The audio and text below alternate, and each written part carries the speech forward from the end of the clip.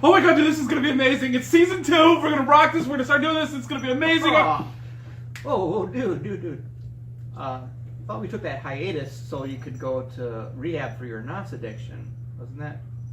What? Why would I go to rehab for NOS? This stuff is amazing. I love this stuff.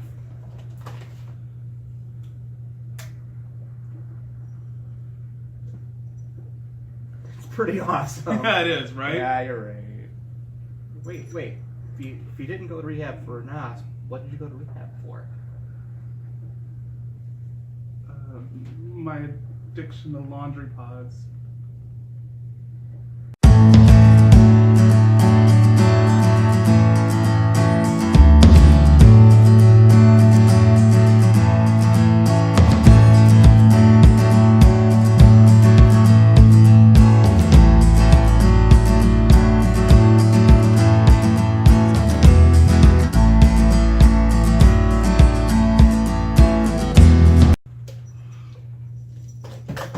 Welcome to Matube. My name's Chris. My name's Steve. And we're Matube, I think. We used to be. We are again. Let's see if we can live up to the Matube name. We will. So you're probably wondering what happened to us. Well, we did take a little bit of a hiatus, but we decided we're going to come back with season 2, like we were saying in the opening. And what a better way to come back than talk about 2017 as a recap. So much happened in the last year. It's the craziest year I can remember in my 38 years on this floating orb. Really? I felt 2016 was worse. Was crazier. Such a hard call. I mean, I guess it depends on your perspective of what you mean by that, I guess. Because I felt like... We had crazy politics in 2016, but I mean... Yeah, we lost a lot of celebrities. Yeah. I But don't we know. had a lot of crazy politics this year. I mean... Oh, good Lord in heaven. So I think we should start with the guy who probably made the most news in 2017. And that would be... Richard Simmons? No. Although he's crazy now. He's like he lives in his house and doesn't go anywhere, and Yeah, it's really weird. he's like the aerobic Sid Barrett. Yeah. I don't know who the one that sparks the imagination when you first start thinking of Trump is that Twitter. Oh yeah. The Twitterer in chief. It's the fact that he tried to start a Twitter war with anybody that insulted him or said anything negative about him. Oh boy. To sit there and like jump on every little thing, it's petty. It would be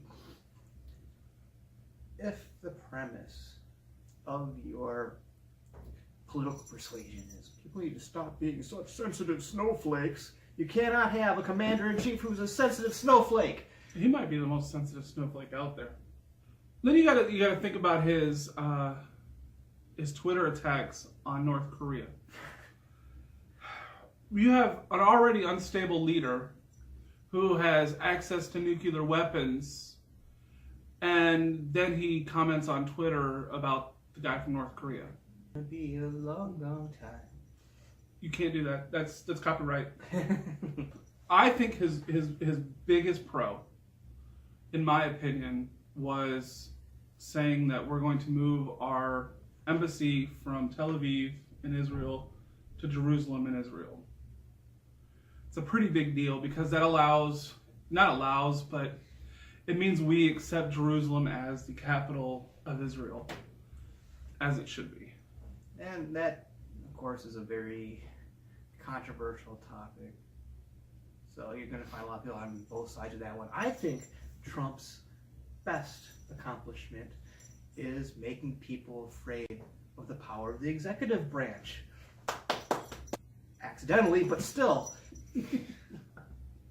Yeah, no, you're right about that. It's very true because we've been giving presidents more and more power every time, and now you've got a crazy person in office. Yeah, and it's someone who doesn't hide their insanity well either. You know, No. I mean, we had a lot of like horrible presidents, but they're always like, usually, well, anyway, the smooth kind of crazy. This guy's like full on Heath Ledger. Well, when you brag, I know this is a 2018 thing, but when you brag about having the button and it's bigger than North Korea's button, you're not Fine stable. works. Yeah, right. Wait, was that a reference for something else? So one of the things that we couldn't decide whether it was a pro or a con was his tax cut. It's one of the major points of legislation he's actually gotten through so far. Yeah. Guess we're gonna see, you know, people seeing some temporary tax relief. Apparently, though, the people at the very top are seeing the permanent cuts, and the people in the middle ground are going to see relief for 5 or 6 years. It's the only guarantee, and after that, It's so probably, weird that they would do that. yeah, it's almost as though it's like a bait and switch, and he's trying. Well, let's face it, he was getting his ass handed to him right around the time he did this, and now some people are a little bit more positive on him, and almost like a bribe. And now he gets to make Democrats the bad guys if the cuts aren't extended. Right. One of the best things he did was taking the corporate tax from 35 to 21, which actually makes us competitive in the world market with our taxes. I'm cool with that. And the last aspect of Trump that we want to talk about, actually, why don't we have somebody else talk about Oh, that'd be amazing. Bring Who? up some- Who? Is there somebody here? Not here. But Maybe. yeah, maybe. You never know. People could just pop up into our videos all of a sudden and you have It no could idea. happen. It could happen. You know, anything could happen on the tube. That's true. But for today, For today.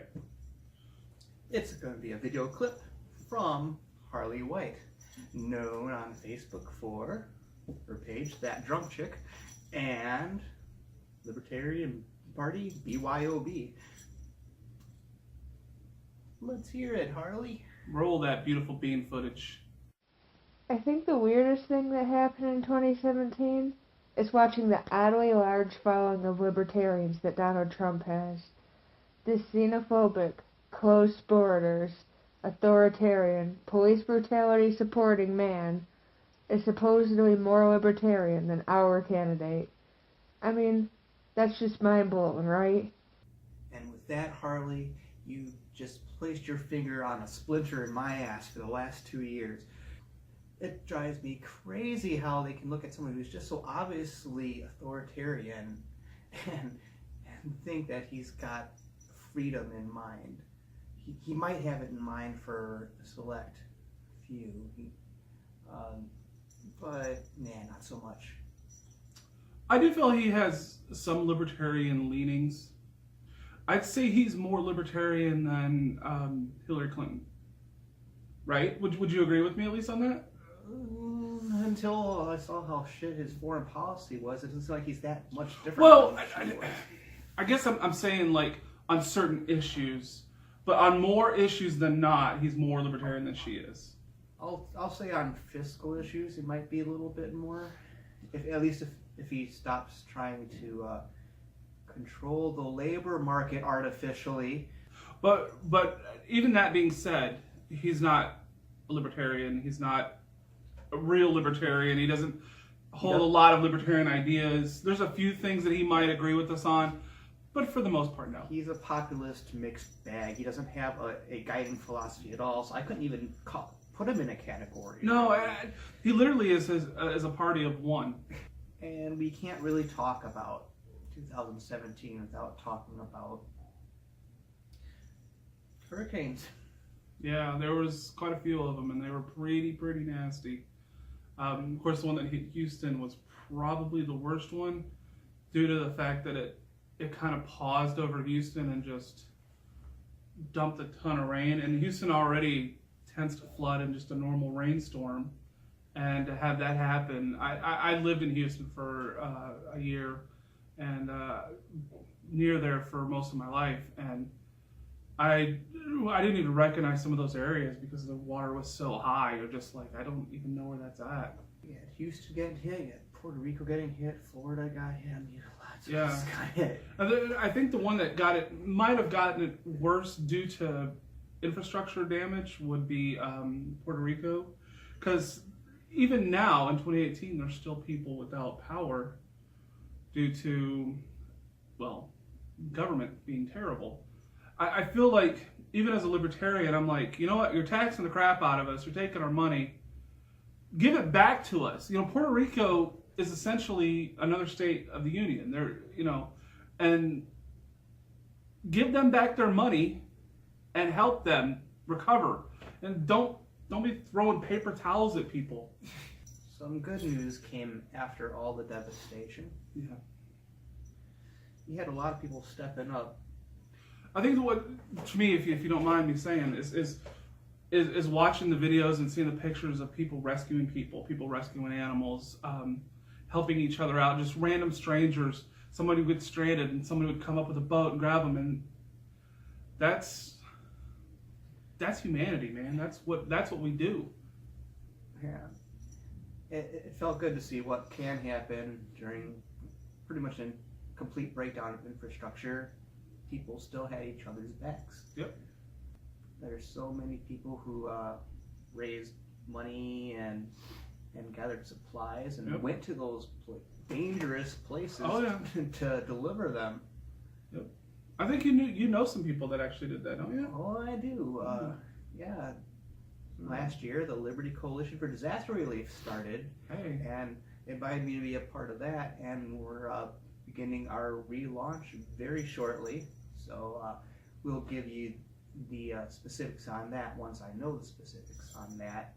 And yeah, there's people who still need a lot of help just from these last storms, and Yep. sadly there's always going to be some other disaster. Yep. So you can help a lot of people just by chipping in even a little bit.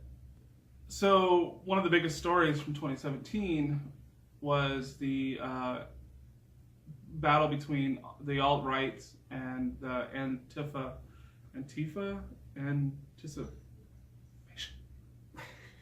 whatever they're called. Planet Schmanet, Janet. Apparently, the worst one of that was Charlottesville. A lot of people know about that. Someone actually died during that. And to me, the fact that somebody's dying, it's not a game anymore. It's not fun to go protest and kill somebody. Luckily, it feels at least that the news media has kind of stopped feeding that fire so much for now, and it's starting to die down. It's weird how they learned that lesson for that, but they haven't learned it for mass shootings and things like that. Like, stop covering the negative news, and you won't have as much negative news to cover. Like, you're feeding the machine, essentially. Yeah. Obviously, someone dies, you report it, but man, there's a difference between reporting the news and fueling hysteria. Well, when you dwell on it, like when they would cover Antifa and all those guys, they would dwell on it for days and days. It was the only thing you'd see. Breaking news, alert, blah, blah, blah. And like, my biggest objection to this whole thing is it seemed like most of the pundits and personalities and bloggers were acting as though you have to choose one. No, I don't. no, I don't choose either. That's what I think of both. Okay. We're gonna edit that out somehow, and it's gonna be all fuzzy. And of course, with any such radicalized groups, such as the alt-right and a few others I could name, but I'm not gonna name them. I'm gonna let Jessica name them. Oh, hey. And see if maybe the LP might not be doing such a good job of being a filter for said people, but she can say it better than me. Take it away, Jess. Wait. Hold the presses. We're starting season 2 with 2 videos. 2 videos. All right. Hey guys, so the craziest part of 2017 to me was the complete lack of leadership and gall that we had in our party. And I mean, this isn't really a fun one at all, it's just kind of depressing. A couple things I feel like demonstrate this is the insane amount of new alt-right people coming into the party this last year. And us kind of accepting them because at least they're not liberals, you know. Granted, I know a lot of people who don't accept them. The fact that they feel comfortable staying in the Libertarian Party means that they're far too accepted. And the second thing is, Arvin. Not only is he a bad leader, with his horrible, disgusting remarks about, like, teachers being rapists, and, you know, government workers being murderers, and of course the new pedophilia thing going on, but also the fact that Sarwark and a whole bunch of people I would have wanted to see stand up and go, we don't condone what he's saying. That is disgusting behavior from a leader, or anyone else for that matter. All those people that should have been saying that aren't, and that's really depressing, in my opinion. So the combination of those two things, I think, are the craziest, most awful things that happened in 2017. I could even take Donald Trump being president over my party having absolutely no balls to stand up for their own views. So yeah, Jess, I've seen some pushback on the alt-right and the LP, not nearly as much as I would like. At least we can say Sarwark acknowledged that and actually pushed back against it. I don't know why the hold-up with Arvin. I feel like he's protecting a smaller subset of the Libertarian Party, the anarchists and the like. Instead of coming out straight, jumping on it, he's just kind of playing around the issues. You're right, Jess. LNC, Sarwark in particular, has had forever to address this problem. Even if not for an official censure, he could at least say, "Dude, you're wrong." He could post. He could post his own opinion. Yeah, even that would be better than the silence and some think joking nudges to people who are angry at this. Yeah, this. Referring to what's recently happened in the LNC. It's actually a 2018 thing, but it's the fact that it happened quite a bit last year, and you never really saw any kind of condemnation of it. Is absolutely annoying to me because we're scaring away people from a party that's already on the fringe. We don't need help with people like Arvin or whatever the heck is Voorhees. Is that his name? Voorhees? Vora.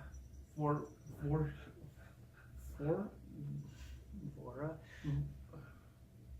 Wilma. Yes.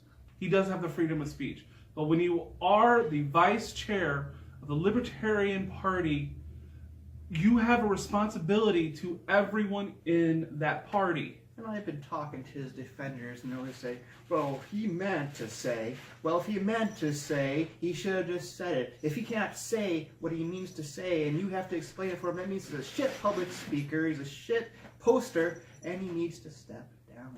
Yeah. Can't people forget that if the national level does not get out ahead of this story and condemn him, you just hand it an October surprise to anyone who's afraid of the gains we're making. And we are set to make gains if we stop shooting ourselves in the foot this way.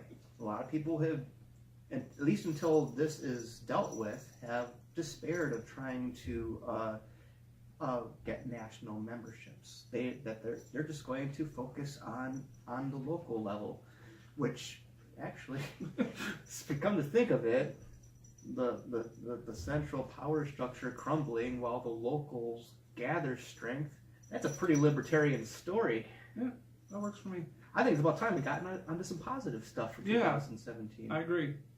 One of those positives was Larry Sharpe. He's one of the positives of 2017 because, you know, he ran for vice in 2016 and now he's running for governor of New York, and he's out there. He's a voice for the Libertarian Party in a very, very, very positive way. Yeah, he tries really hard to keep his message 95% positive. I mean, he'll say when he thinks something is wrong, but he's not going to center his campaign on attacks. He's going to say, this is how we can do better. And I think that's the way to go as a party. Rather than attacking everyone who doesn't believe the same way we do, we just say, okay, well, I think it could be better. I think this is how we can make it better. It seems like it starts a more constructive conversation than to say, you support murder. Well, here's another positive from 2017 is how many declared candidacies.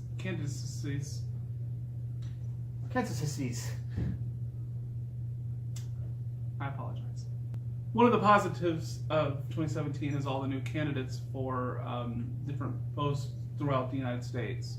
2018 is going to have probably our biggest amount of people running for offices throughout the United States for the LP. Yeah, it's amazing that we've already managed to capture some seats in special elections and things of that nature, and we can keep that going. Yeah, and the beauty is we've actually had like higher than just like city council stuff, which is usually nonpartisan. And I do think people who are focused primarily on all the arrows flying back and forth at the national level are missing a huge story at the local level where county parties are getting higher membership than ever before, and people are like really loving to get involved. Now if we can stop with the wingnuts getting to call the agenda, then I don't think there's anything that can stop us.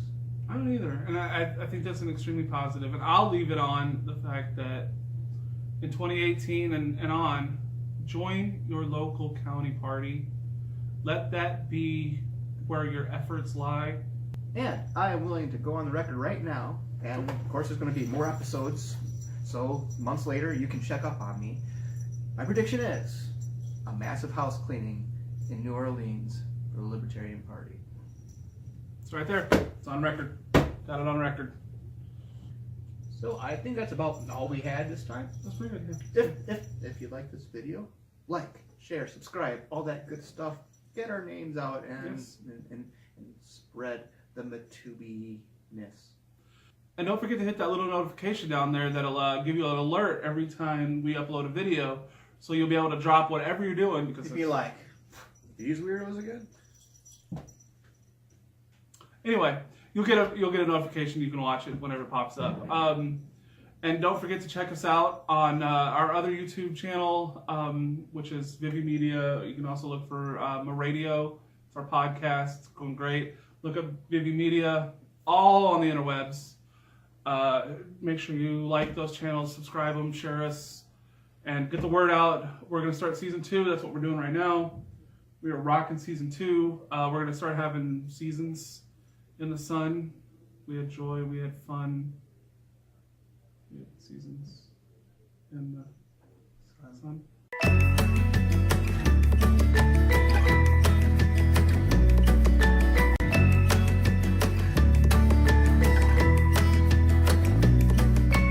We should try to make that like a theme. Try to somehow sneak a Tim Curry line. I don't know that many. Like all I know is that one, and then what's the one he's in? And God, I don't remember what it is. But he's like a scientist, and they go into this cave where there's like these silverback gorillas, and written on the wall is this inscription, and he's like, they ask him what it means, and he goes, "We are watching you over